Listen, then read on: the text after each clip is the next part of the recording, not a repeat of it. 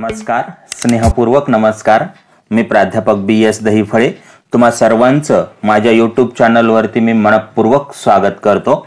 12वीच्या अर्थशास्त्रातील वेगवेगळ्या प्रकरणांचे जे क्रमिक पुस्तकातील स्वाध्याय देण्यात आलेले आहेत त्या स्वाध्यायाची सविस्तर चर्चा घेऊन मी YouTube वरून आपल्यासाठी येत असतो। आपण स्वाध्यायाबद्दल चर्चा करत असताना त्या स्वाध्यायातील प्रत्येक प्रश्नाचा अर्थ सविस्तरपणे जाणून घेतो। त्या प्रश्नाचं योग्य आणि समर्पक उत्तर नेमकं कसं द्यायला हवं याबद्दलची सुद्धा चर्चा मी स्वाध्यायातून घेऊन येत असतो। एवढंच नव्हे तर त्या स्वाध्यायावर आधारित बोर्ड परीक्षेमध्ये कशा प्रकारे प्रश्न विचारले जाऊ शकतात आणि त्याचं उत्तर नेमकं आपण कशा पद्धतीने द्यायला हवं याबद्दल सुद्धा मी आपणास सविस्तरपणे स्पष्ट करून सांगत असतो। कोविड-19च्या परिस्थितीमुळे शैक्षणिक वर्ष 2021-22 या शैक्षणिक वर्षापुरते कमी करण्यात आलेल्या 25% अभ्यासक्रमाअंतर्गत स्वाध्यायातील कोणते प्रश्न आहेत याचीही माहिती यासोबतच मी आपणास देत असतो। अशा सर्वांगीण स्वाध्यायाच्या विश्लेषणाला घेऊन YouTube व्हिडिओच्या माध्यमातून मी आपणासाठी हजर असतो। आजच्या YouTube व्हिडिओतून आपण समजून घेऊया विद्यार्थी मित्रांनो, प्रकरण क्रमांक 7 राष्ट्रीय उत्पन्न या प्रकरणातील स्वाध्यायात पहिला प्रश्न आहे, योग्य पर्याय निवडून विधाने पूर्ण करा। आपणास वस्तुनिष्ठ प्रश्नामध्ये जे देण्यात आलेले 6 प्रकारचे प्रश्न असतात त्या आहेत आपल्या अभ्यासक्रमामध्ये, त्यातील योग्य पर्याय निवडून विधाने पूर्ण करा या स्वरूपातील हा प्रश्न आहे। यामध्ये एक विधान दिलेलं असतं आणि त्याखाली जे 4 पर्याय आहेत त्यातील योग्य उत्तर शोधून ते विधान आपल्याला पूर्ण करायचं असतं। पाहूया मग त्या प्रत्यक्ष विधानाला समजून घेऊया आणि योग्य कोणता पर्याय आहे तेही समजून घेऊया। पहिलं विधान पहा, राष्ट्रीय उत्पन्नाची गणना करताना अंतिम वस्तू व सेवांचे मूल्य समाविष्ट होते। आता राष्ट्रीय उत्पन्नाचं मापन करताना वस्तू व सेवांचे अंतिम मूल्य विचारात घेतले जाते। हे कशासाठी तर गणना करणे सोपे जावं यासाठी, का दुहेरी मोजमाप टाळले जाते यासाठी, का देशातील लोकांचे महत्तम कल्याण साधले जाते यासाठी, का राष्ट्राच्या एकूण आर्थिक कामगिरीचे मूल्यमापन केले जाते यासाठी। तर विद्यार्थी मित्रांनो, राष्ट्रीय उत्पन्नाची गणना करताना फक्त अंतिम वस्तू व सेवांचेच मूल्य विचारात घेतले जाते। याचं कारण त्यामुळं दुहेरी मापन किंवा दुहेरी मोजमाप टाळले जाते। कारण अंतिम वस्तूच विचारात का घेतल्या जातात तर एका वस्तूचं 2 वेळा मापन होऊ नये यासाठी अंतिम वस्तू व सेवांचेच मूल्य समाविष्ट होते, म्हणून याचं योग्य उत्तर आहे दुहेरी मोजमाप टाळले जाते। दुसरं विधान बघा, निव्वळ देशांतर्गत उत्पादनाचे मापन करण्याची पद्धत। आता निव्वळ देशांतर्गत उत्पादन जेव्हा आपण मोजत असतो, निव्वळ देशांतर्गत उत्पादन मोजत असताना स्थूल देशांतर्गत उत्पादनातून घसारा वजा केला जातो, तेव्हा आपल्याला निव्वळ देशांतर्गत उत्पादन मिळते। बघा इथं काय म्हटलंय, निव्वळ देशांतर्गत उत्पादनाचे मापन करण्याची पद्धत कोणती आहे ती आपल्याला शोधायची आहे आणि विधान पूर्ण करायचं आहे। स्थूल राष्ट्रीय उत्पादनातून घसारा वजा केला जातो। आता इथं देशांतर्गत म्हटलेलं आहे त्याच्यामुळे स्थूल राष्ट्रीय उत्पादनातून घसारा वजा केला जातो हे योग्य पर्याय नाही। ब, स्थूल देशांतर्गत उत्पादनातून घसारा वजा केला जातो।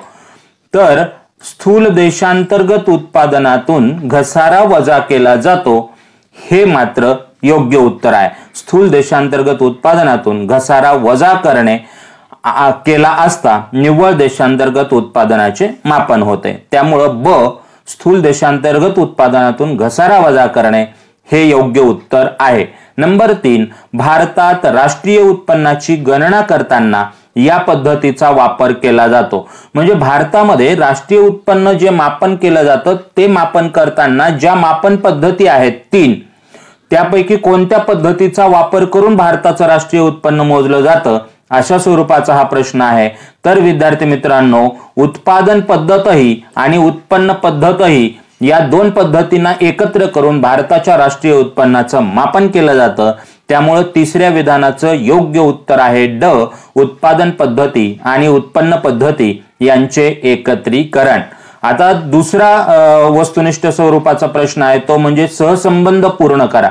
एका बाजूला सहसंबंध पूर्ण करून दिलेला असतो आणि दुसऱ्या बाजूचा सहसंबंध आपल्याला पूर्ण करायला सांगितलेला असतो. ज्या बाजूचा सहसंबंध पूर्ण करून दिलेला आहे त्यावरून नीट आयडिया घेऊन आपल्याला ज्या बाजूचा सहसंबंध पूर्ण करायला सांगितलेला आहे तो सहसंबंध आपल्याला पूर्ण करायचा असतो. बघूया मग. तर या ठिकाणी बघा कोणता सहसंबंध पूर्ण करून दिलेला आहे तो अगोदर पाहायचा. स्थूल राष्ट्रीय उत्पादन. स्थूल राष्ट्रीय उत्पादन कसं काढलं जातं तर उपभोग खर्च अधिक गुंतवणूक खर्च अधिक सरकारी खर्च अधिक निर्यात वजा आयात अधिक निव्वळ देणी वजा येणे या सूत्राचा वापर करून जर स्थूल राष्ट्रीय उत्पादन काढले जात असेल तर उपभोग खर्च अधिक गुंतवणूक खर्च अधिक सरकारी खर्च अधिक निर्यात वजा आयात या सूत्राचा वापर करून काय मोजलं जातं ते या चौकटीत आपल्याला सांगायचं आहे. तर विद्यार्थी मित्रांनो या सूत्राचा वापर करून स्थूल देशांतर्गत उत्पादन मोजले जाते. म्हणून या चौकटीमध्ये येईल स्थूल देशांतर्गत उत्पादन. इथं जसं स्थूल राष्ट्रीय उत्पादन आहे तसं या चौकटीत येईल स्थूल देशांतर्गत उत्पादन. पुढचा मुद्दा क्रमांक 2 सहसंबंध बघूया. जर उत्पन्न पद्धत ही घटक खर्च पद्धत म्हणूनही ओळखली जाते. खरं तर आता इथं घटक खर्च पद्धत असं म्हणायला पाहिजे होतं. तो खर्च शब्द इथं लिहिला गेलेला नाही, तो आपण इथं नोंद करू शकता. उत्पन्न पद्धतीला घटक खर्च पद्धत असंही म्हणतात. अगदी त्या पद्धतीने उत्पादन पद्धतीला काय म्हणतात हे या चौकटीमध्ये लिहायचं आहे. तर विद्यार्थी मित्रांनो उत्पादन पद्धतीला मालसाठा पद्धत असेही म्हणतात. म्हणून मालसाठा पद्धत हे या चौकटीतलं योग्य उत्तर असेल किंवा योग्य सहसंबंध असेल. नंबर 3 तात्विक अडचणीमध्ये जर हस्तांतरित देणी ही अडचण येत असेल म्हणजे हस्तांतरित देणी ही जर तात्विक अडचण असेल तर मग मालाच्या साठ्याचे मूल्य ही कोणत्या प्रकारची अडचण आहे राष्ट्रीय उत्पन्न मोजण्याची ते आपल्याला या चौकटीमध्ये सांगायचं आहे. म्हणजे तात्विक अडचणीमध्ये हस्तांतरित देणी ही अडचण येते तर मालाच्या साठ्याचे मूल्य ही व्यावहारिक अडचण आहे. म्हणून या चौकटीमध्ये व्यावहारिक अडचण असं उत्तर आपल्याला द्यावं लागेल आणि सहसंबंध पूर्ण करावा लागेल. ठीक आहे. आता आपण पुढच्या प्रश्नाकडे येऊया. प्रश्न क्रमांक 3 योग्य पर्याय निवडा. विद्यार्थी मित्रांनो योग्य पर्याय निवडून आपल्याला उत्तर शोधायचं असतं. 4 पर्याय दिलेले असतात आणि त्या 4 विधानं दिलेले असतात आणि त्याच्या खाली 4 पर्याय दिलेले असतात. त्या पर्यायातलं योग्य पर्याय निवडून आपल्याला ते विधान पूर्ण करायचं असतं. इथं म्हटलेलं आहे चुकीची जोडी शोधा. आता काही जोड्या दिलेल्या आहेत, 4 जोड्या दिलेल्या आहेत. या 4 जोड्यांपैकी एक जोडी चुकीची दिलेली आहे आणि इतर 3 जोड्या मात्र बरोबर दिलेल्या आहेत. मग आपल्याला कोणती जोडी चुकीची दिलेली आहे ती शोधून योग्य पर्याय निवडायचा आहे. बघा 1 राष्ट्रीय उत्पन्न समिती 1949 ही जोडी बरोबर आहे कारण राष्ट्रीय उत्पन्न समितीची स्थापना 1949 मध्ये झालेली आहे. भारतामध्ये आर्थिक वर्ष म्हणून 1 एप्रिल ते 31 मार्च हा कालावधी विचारात घेतला जातो, हेही बरोबर आहे. नंबर 3 उत्पन्न पद्धतीने जर राष्ट्रीय उत्पन्न मोजायचं असेल तर ते असं मोजावं लागेल. राष्ट्रीय उत्पन्न बरोबर खंड अधिक वेतन अधिक व्याज अधिक नफा अधिक एकत्रित किंवा मिश्र उत्पन्न अधिक निव्वळ विदेशी उत्पन्न या सूत्राचा वापर करून उत्पन्न पद्धतीनं राष्ट्रीय उत्पन्न मोजलं जातं, हेही बरोबर आहे. मग चौथा बघूया आपण खर्च पद्धत.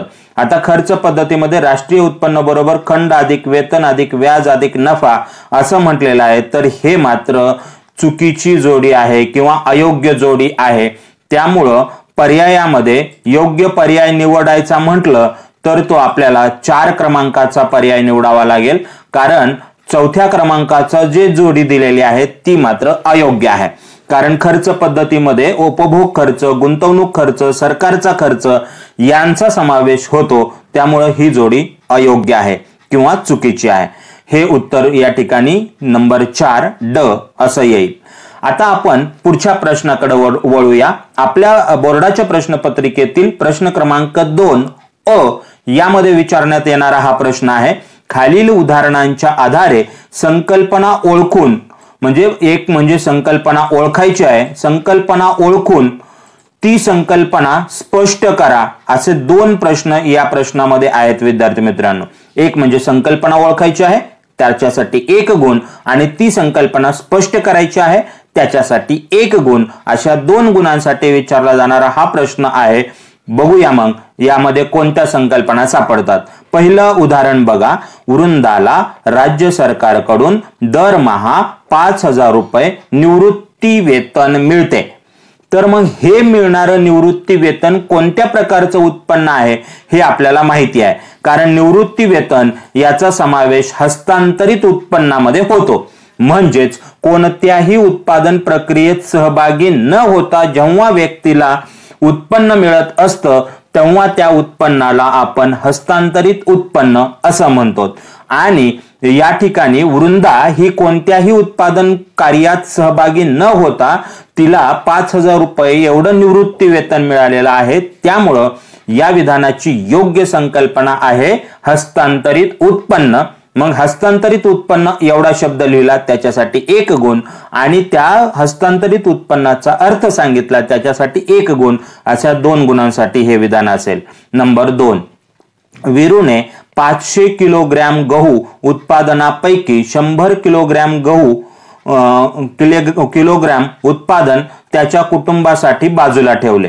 म्हणजे वीरूने जे 500 किलो गव्हाचं उत्पादन घेतलेलं होतं त्याच्यातला 100 किलो गहू हा त्याने कुटुंबाच्या उपभोगासाठी बाजूला ठेवला. तर विद्यार्थी मित्रांनो, यामध्ये स्व उपभोगासाठीचे उत्पादन ही संकल्पना यातून आपल्याला दिसते. म्हणजे वीरूने स्वतःच्या उपभोगासाठी किंवा स्वतःच्या कुटुंबाच्या उपभोगासाठी 100 किलो गहू हा स्वतःच्या उपभोगासाठी ठेवलेला आहे. त्यामुळे याची योग्य संकल्पना यामध्ये आहे ती म्हणजे स्व उपभोगासाठीचे उत्पादन. एवढा शब्द लिहिण्यासाठी 1 गुण असेल, आणि मग स्व उपभोगासाठीचे उत्पादनाचा अर्थ आपल्याला स्पष्ट करावा लागेल, तो 1 गुणांसाठी. नंबर 3. शीतलने तिच्या बेकरीसाठी पिठाच्या गिरणीतून गव्हाचे पीठ विकत घेतले. विद्यार्थी मित्रांनो, शीतलने तिच्या बेकरीसाठी पिठाच्या गिरणीतून गव्हाचं पीठ विकत घेतलेलं आहे. याचा अर्थ गव्हाच्या पिठाच्या खरेदीसाठी केलेला जो खर्च आहे तो तिचा खाजगी गुंतवणूक खर्च आहे. त्यामुळं 3ऱ्या क्रमांकाची योग्य संकल्पना ठरेल खाजगी गुंतवणूक खर्च. खाजगी व्यक्तीकडून गुंतवणुकीवर केला जाणाऱ्या खर्चाला खाजगी गुंतवणूक खर्च असे म्हणतात. यामध्ये खाजगी व्यक्ती भांडवली वस्तूंच्या खरेदीवर जी खर्च करत असते तो खर्चांचा समावेश हा खाजगी गुंतवणूक खर्चामध्ये होतो. आणि या ठिकाणी बेकरीमध्ये पाव तयार करण्यासाठी किंवा ब्रेडच्या उत्पादनासाठी पीठ या कच्च्या मालावर केलेला हा खर्च आहे. त्याच्यामुळं खाजगी गुंतवणूक खर्च असं ही संकल्पना आणि तिचं स्पष्टीकरण करावं लागेल. नंबर 4. शोभाने देशातील 2019-20 या आर्थिक वर्षातील सर्व अंतिम वस्तू व सेवांच्या आर्थिक मूल्यासंबंधी माहिती गोळा केली. विद्यार्थी मित्रांनो, राष्ट्रीय उत्पन्न मोजण्याच्या ज्या 3 पद्धती आपण अभ्यासलेल्या आहेत त्याच्यातील ही पहिली पद्धत आहे, म्हणजे उत्पादन पद्धत आहे.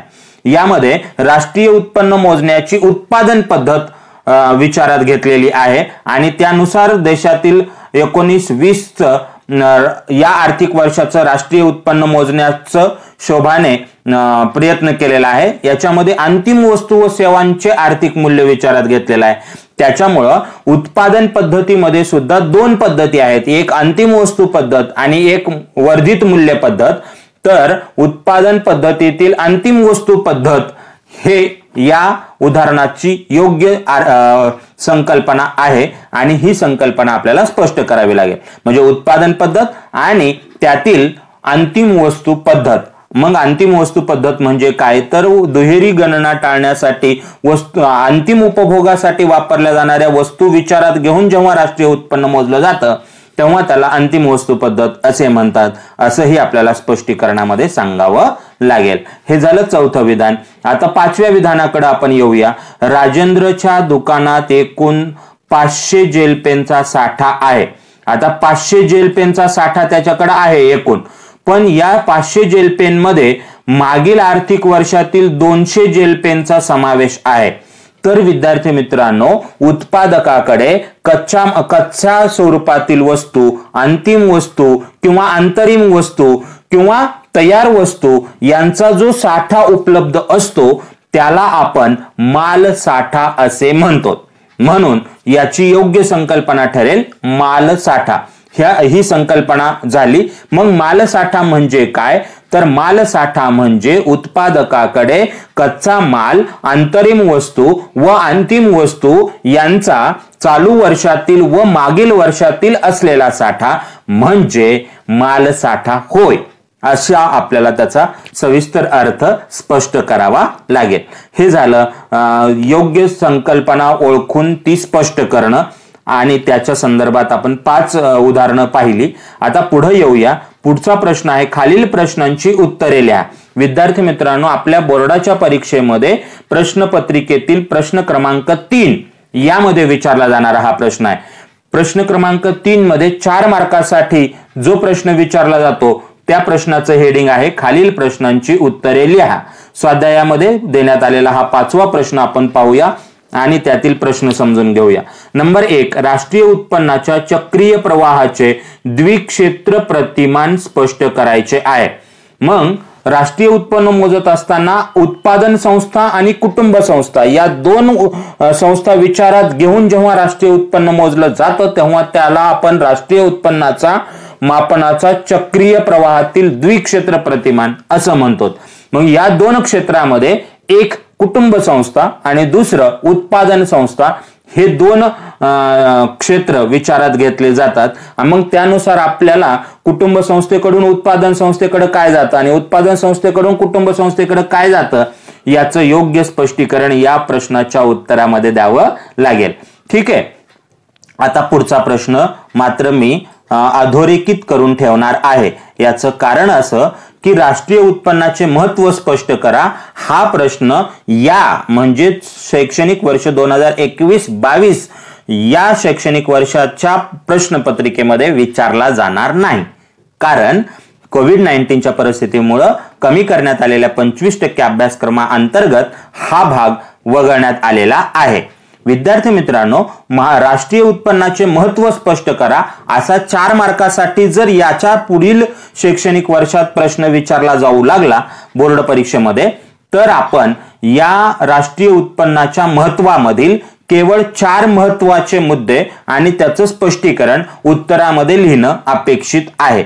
म्हणजे राष्ट्रीय उत्पन्नाचे महत्व या संदर्भात जेवढे मुद्दे आहेत ते सगळेच्या सगळे मुद्दे लिहिणं अपेक्षित नाही, तर 4 महत्वाचे मुद्दे आणि त्या मुद्द्यांचं सविस्तर स्पष्टीकरण या प्रश्नाच्या उत्तरात अपेक्षित असेल. या शैक्षणिक वर्षात मात्र कमी करण्यात आलेल्या अभ्यासक्रमातील हा भाग असल्यामुळे हा प्रश्न विचारला नाही जाणार. नंबर 3, राष्ट्रीय उत्पन्नाची वैशिष्ट्ये स्पष्ट करा. आता या ठिकाणी तिसरा प्रश्न दिलेला आहे, राष्ट्रीय उत्पन्नाची वैशिष्ट्ये स्पष्ट करा. विद्यार्थी मित्रांनो, तुम्हाला जेव्हा बोर्ड परीक्षेमध्ये 3ऱ्या प्रश्नात खालील प्रश्नांची उत्तरे लिहा असा प्रश्न विचारला जाईल त्यावेळी तुम्हाला पर्टिक्युलर हे सांगितलं जाईल की किती वैशिष्ट्ये लिहायची. म्हणजे आपल्या बोर्ड परीक्षेच्या प्रश्नपत्रिकेमध्ये हा प्रश्न विचारायचा असेल तर तो असा विचारला जाईल, राष्ट्रीय उत्पन्नाची कोणतीही 4 वैशिष्ट्य स्पष्ट करा. मग हे तर तुम्हाला सोपं होऊन जाईल, कारण राष्ट्रीय उत्पन्न मापनाची कोणतीही 4 वैशिष्ट्ये आपल्याला स्पष्ट करायची आहेत. जेवढी वैशिष्ट्ये देण्यात आलेली आहेत ती सगळीच्या सगळी वैशिष्ट्ये स्पष्ट न करता त्यातील कोणतीही 4 वैशिष्ट्ये, त्यांचा मुद्दा, त्याचं हेडिंग आणि त्याचं स्पष्टीकरण यासह आपल्याला स्पष्ट करावी लागतील. आणि नंबर 4, हरित स्थूल राष्ट्रीय उत्पादनाची संकल्पना स्पष्ट करा.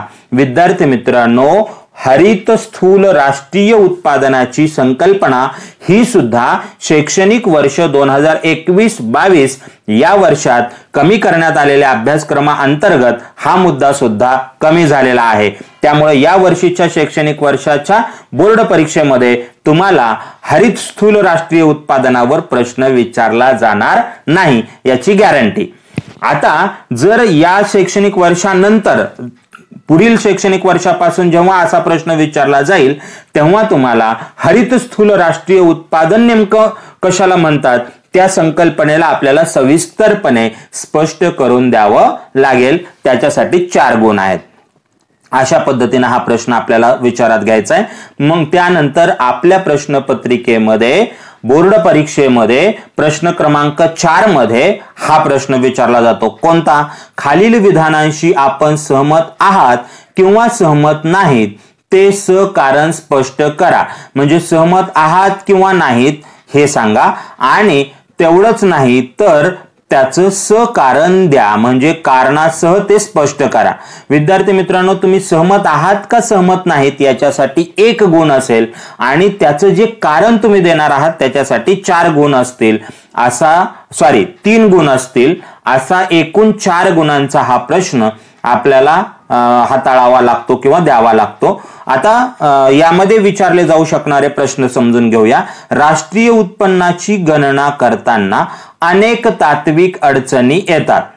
या विधानाशी मी सहमत आहे, कारण राष्ट्रीय उत्पन्न मोजताना अनेक तात्विक अडचणी येतात त्या पुढील प्रमाणे। मग ज्या तात्विक अडचणी येतात त्यातील कोणत्याही 3 तात्विक अडचणी आणि त्याचं प्रत्येकाचं स्पष्टीकरण या प्रश्नाच्या उत्तरामध्ये अपेक्षित आहे विद्यार्थी मित्रांनो। त्यानंतर दुसरं विधान बघूया। दुहेरी गणना टाळण्यासाठी काय म्हटलेलं आहे? दुहेरी गणना टाळण्यासाठी राष्ट्रीय उत्पन्न मोजताना उत्पादन पद्धतीतील मूल्यवर्धित पद्धतीचा वापर केला जातो। आता राष्ट्रीय उत्पन्न मोजत असताना उत्पादन पद्धतीमध्ये आत्ताच मी तुम्हाला सांगितलं 2 पद्धती आहेत। एक म्हणजे अंतिम वस्तू पद्धत आणि दुसरं म्हणजे मूल्यवर्धित पद्धत। आता मूल्यवर्धित पद्धतीने राष्ट्रीय उत्पन्न कसं मोजलं जातं हे आपल्याला या प्रश्नाच्या उत्तरामध्ये लिहावं लागेल। मग दुहेरी गणना टाळण्यासाठी राष्ट्रीय उत्पन्न मोजताना उत्पादन पद्धतीतील मूल्यवर्धित पद्धतीचा वापर केला जातो या विधानाशी मी सहमत आहे। 1 मार्क मिळाला। 3 मार्कासाठी मूल्यवर्धित पद्धत सविस्तरपणे स्पष्ट करावी लागेल। एक उदाहरण घेऊन त्या उदाहरणाचं स्पष्टीकरण करून द्यावं लागेल। अशा पद्धतीने या प्रश्नाच्या उत्तराकडे आपल्याला पाहावं लागेल विद्यार्थी मित्रांनो। शेवटचा प्रश्न आहे प्रश्न क्रमांक 7 सविस्तर उत्तरे लिहा। हा प्रश्न आपल्या बोर्ड परीक्षेच्या प्रश्नपत्रिकेत 6व्या प्रश्नामध्ये विचारला जातो। प्रश्न क्रमांक 6 खालील प्रश्नांचे सविस्तर उत्तरे लिहा।